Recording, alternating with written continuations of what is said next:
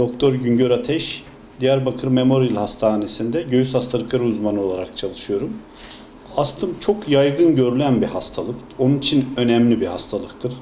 Hem çocuklarda hem erişkinlerde en sık görülen hastalıklardan biridir. Belki de çocukluk yaş grubunun en sık görülen hastalığıdır. Her 8 çocuktan birinin, her 12 erişkinden birinin astım olduğu biliniyor. O yüzden astım bu kadar yaygın olması sebebiyle de önemli bir hastalıktır. Önemi sadece sıklığından değil, eğer doğru bir şekilde tedavi edilip hastalık kontrol altına alınmazsa çocuklarda okul kayıpları, okula gidememesi, erişkinlerde de iş gücü kayıplarına yol açması nedeniyle ve ölümle sonuçlanabilecek ciddi astım krizleri nedeniyle önemlidir. Astım hava yollarının, yani akciğerin içerisine hava taşıyan bronş dediğimiz hava yollarının bir hastalığı.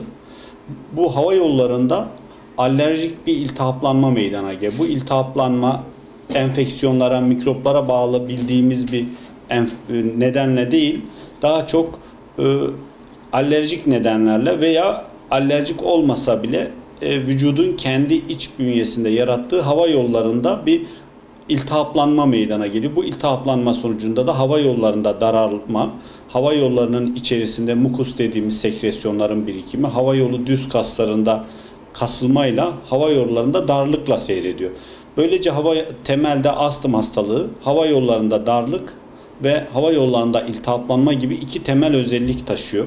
Tabi bu iki temel özellik astımda, bronşlarda aşırı cevaplık dediğimiz, hava yollarında aşırı cevaplık dediğimiz, başkalarını rahatsız etmeyen tozların, kokuların, dumanların hastayı rahatsız etmesi, krize sokması, nefes darlığı ve öksürük nöbetleri gelişmesine yol açıyor. Temel olarak 4 tane ana belirtiyle hekimin karşısına gelir astım hastaları. Bunlardan biri veya birkaçı bir arada bulunabilir. Öksürük bunlardan en sık görülenlerinden biri. Nefes darlığı bir diğeri. Hırıltılı, hışıltılı solunum dediğimiz göğsün içerisinde bir takım seslerin duyulması hastalar tarafından. Bazen bunu boğazda duyduğunu hissederler. Ve göğüste baskı hissi. Yani öksürük, nefes darlığı, hırıltılı, hışıltılı solunum ve göğüste baskı hissi astımın 4 ana belirtisidir. Bu 4 ana belirtiden biri veya birkaçı hastalarda bulunabilir. Biri ile başlayıp diğer bir yakınmanın ilave olması veya hepsinin görülmesi şeklinde olabilir.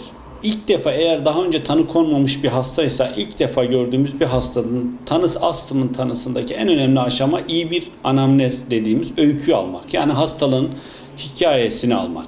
Bu hastalığın ne zaman başladığı, şikayetlerinin değişip değişmediği, gün içinde değişip değişmediği, mevsimlerle değişip değişmediği, daha önce olup olmadığı bu yakınma, ne zamandan beri sürmekte olduğu gibi hastalığı tanıya götüren en önemli bulgular bu öykü dediğimiz hastanın yakınmalarından elde ediliyor.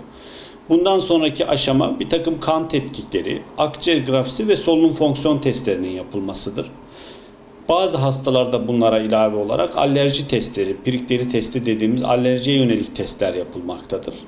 Bu testler tamamlandıktan sonra iyi bir öyküyle beraber astım olup olmadığı ve astım dışındaki hastalıkların tanısını da koymayı sağlamaktadır. Çünkü bu saydığımız belirtiler, yani öksürük, nefes darlığı, hırıltı veya göğüste baskı hissi astıma özgü belirtiler değildir.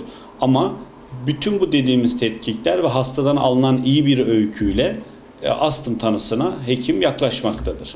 Aslında bugün 6 Mayıs Dünya Astım Günü ve bugünün konusu da aslında dünyada astıma karşı bir küresel girişim grubu var. Bu küresel girişimin Türkiye'de de partnerleri, onlarla işbirliği yapan Toraks Derneği, Türk Toraks Derneği, Ulusal Alerji İmmünoloji Derneği, Türkiye'deki kronik hastalıklarla mücadele, Sağlık Bakanlığı ve sivil toplum kuruluşlarının oluşturduğu bir GARD kurulu var. Bunların hepsinde ortak amacı ve bu yılki Dünya Astım Günü'nün konusu da tam da bu söylediğiniz şey.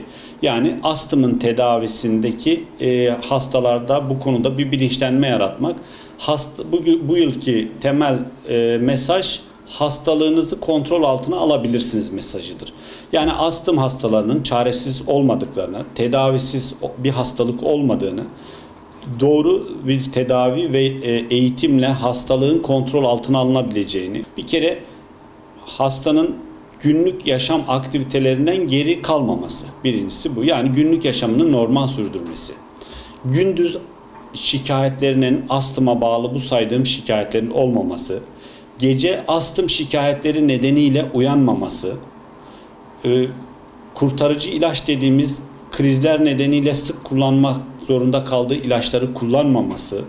Solunum fonksiyon testlerinin normal olması gibi astım hastalığının kontrol altına aldığımızı ve bu şekilde tedaviyi başarıyla devam ettirdiğimizi gösteren bu kriterlerle, yani hastanın normal yaşam aktivitelerini sürdürmesini ve solunum fonksiyon testleriyle de bunu normalliği gösterdiğimiz hasta grubunu kontrol altında hasta grubu olarak kabul ediyoruz. Bu tansiyon hastasının tansiyonunun kontrol altına alınması gibidir. Migren hastasında artık migren ataklarının olmaması, baş ağrılarının olmaması gibidir. O yüzden astım hastalığı günümüzde kontrol altına alınabilir, tedavi edilebilir bir hastalıktır. Toplumdaki yaygın astım korkusunun aşılabilmesi için bu gerekli bir mesajdır. Bu yüzden de astım hastalığının verilen tedavilerin düzenli kullanılması, eğitim, gerekli çevrede önlemlerin alınması. Çünkü astım sadece ilaç ve hasta arasında kalan bir şey değil, çevre etkileşimleri de çok olan bir hastalıktır. Bu çevreden kastettiğimiz şey de temelde işte alerji potansiyeli olan hastalar olduğu için çevrede toz, koku, duman, kişinin eğer özel bir duyarlanması varsa alerji yapan, polen mevsiminde polenlere karşı alerjik olması gibi, ilaçlarla bir sorunu varsa alerji yapan ilaçlardan uzak durulması gibi, eğer mide ile ilgili reflü dediğimiz hastalığı varsa reflünün tedavisi gibi, kilolu bir hastaysa kilo vermesi gibi pek çok faktör de ilaç dışında astımın kontrol altına alınmasında rol oynamaktadır. Bu nedenle bir göğüs hastalıkları uzmanı denetiminde tedavinin sürdürülmesi hastalığın kontrol altına alınması bakımından önemlidir.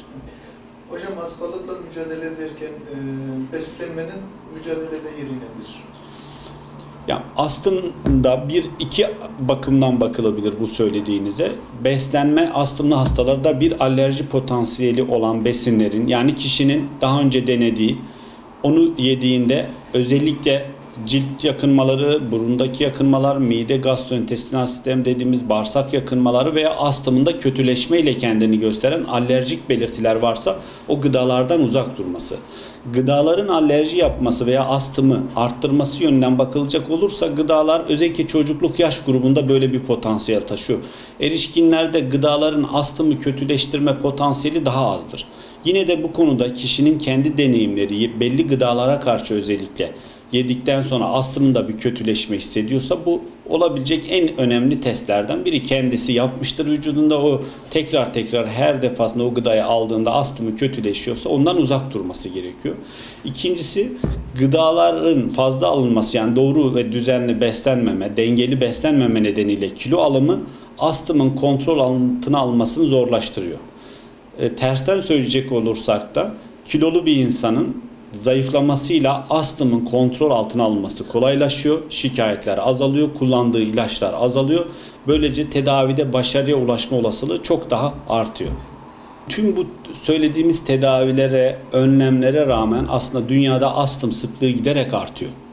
Bunun tek bir nedene bağlanması bugün için mümkün değil ama çevre kirliliğinin bunda önemli bir faktör olduğu, söylediğiniz sanayileşmenin, şehirleşmenin bunda bir faktör olabileceği düşünülüyor. O yüzden gerçekten köylerde, kırsalda durumuna göre bakıldığında özellikle şehirlerde daha fazla astımın görülmesinin de bunun katkısı olabilir. Hava kirliliğinin, sanayi gazlarının, kullanılan yakıtların bunda katkısı olabilir. O yüzden astımın kontrol altına alınmasında bu sanayileşmenin de bir önemli faktör olabileceği gerçekten söylenebilir. Ama sanayileşmeden de vazgeçilemeyeceği için bununla ilgili araştırmalara devam edilmesi gerekir. Nasıl kendisini korumasını öneriyorsunuz?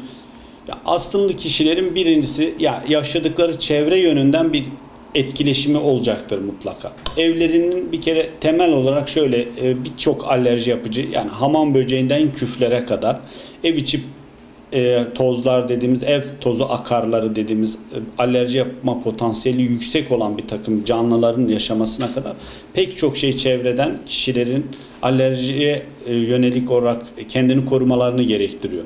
Bunun için yaşadıkları evlerin, astımlı hastaların bir güneş gören, havalanması iyi olan, içerisinde rutubet, nem, toz mümkün olan en düşük düzeyde olan evler olmasını tercih ediyoruz. Bu evlerde özellikle rutubetin olmaması hem ev tozu akarları hem küf mantarları yönünden önemli. Evlerin temizliği önemli. Taze gıdaların, dökülmüş gıda artıklarının olması işte hamam böcekleri yönünden bir risk oluşturuyor. Tozlu, özellikle rüzgarlı havalarda, polenlerin yoğun olduğu mevsimlerde kapıların ve camların açılmaması, kişilerin o dönemde dışarıya çıkmaması ve kendini koruması gerekiyor. Bunlar tabii hastanın bir genel önlemlerden bahsediyoruz. Ama kişinin kendi özel olarak alerjiye maruz kaldığı bir takım, diyelim kediye karşı alerjisi var, kedi tüyü alerjisi var ya da ev tozu akarına karşı alerjisi var. Bunlara karşı da önlem alınması, her biri için spesifik bir takım önlemler almak gerekiyor. Bu nedenle yapılan testlerle spesifik olarak tespit edilen bir alerji varsa buna yönelik önlemlerin alınması önemlidir. Ben teşekkür ederim.